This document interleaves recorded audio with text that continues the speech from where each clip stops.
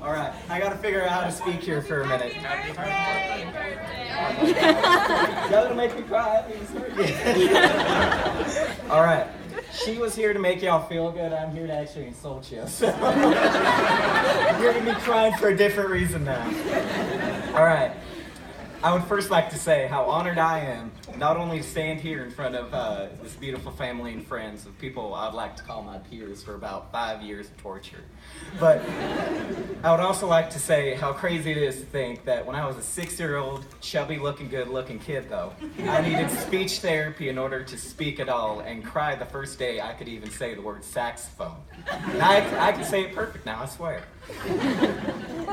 But learning how to say instruments in the brass family wasn't the only thing I learned throughout my education so far. Especially with such esteemed teachers like we have sitting here today. Which I'm sure most of us could say have been some of the best teachers we've ever had. And Buncombe County can agree, as they've stolen about 5 teachers from us.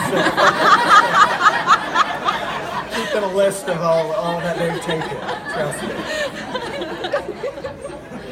Some of these great teachers have been Miss Mames, who stopped and harassed my mom because I haven't turned in 2 weeks worth of biology homework at the mall in Belk.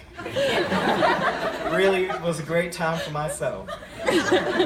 We've had Mr. Niceway, who taught us that even if we're awful at math, such as myself, we can do anything with enough hard work, super glue, duct tape, and tears to accomplish anything.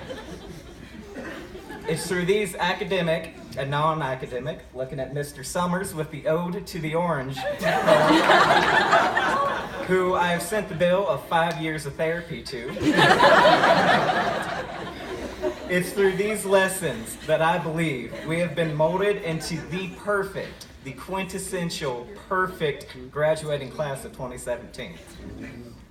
Now, before I hand over the mic to people who are way more capable of public speaking than I myself, I would like to talk about a simple pleasure most of us got to experience through the Selma trip, where I've learned a lot of very life lessons, I'd say. First one, bikers and motorcycle gangs are really friendly from afar when you're stuck in Alabama traffic on an 80-degree day. Number 2, if you're looking for a motel, don't look at the photos, they're lying to you.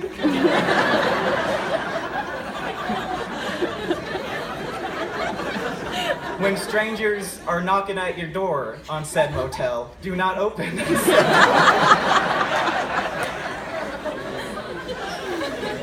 And the last and fourth, Alabama is hot, but the barbecue is really good, so I'd experience it.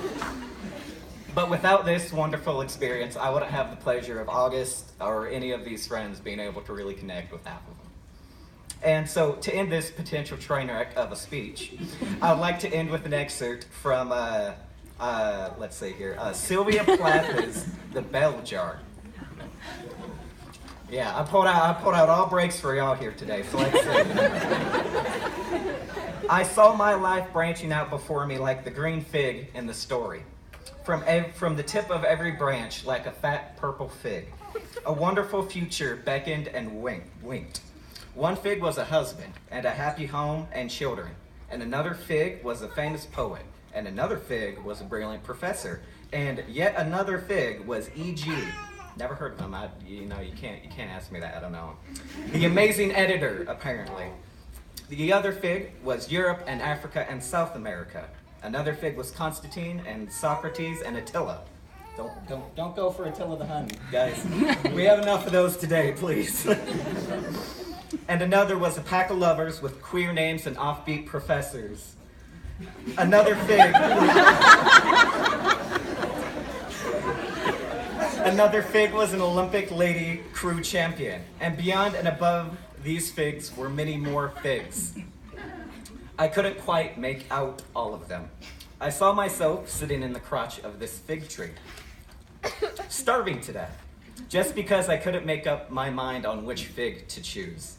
I wanted each and every one of them, but choosing one meant losing all the rest.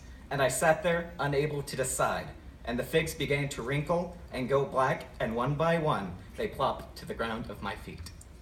So, not so future class of 2017, don't be a sad lady staring at dead, sad fruit. Go out there and get you the finest fig of them all.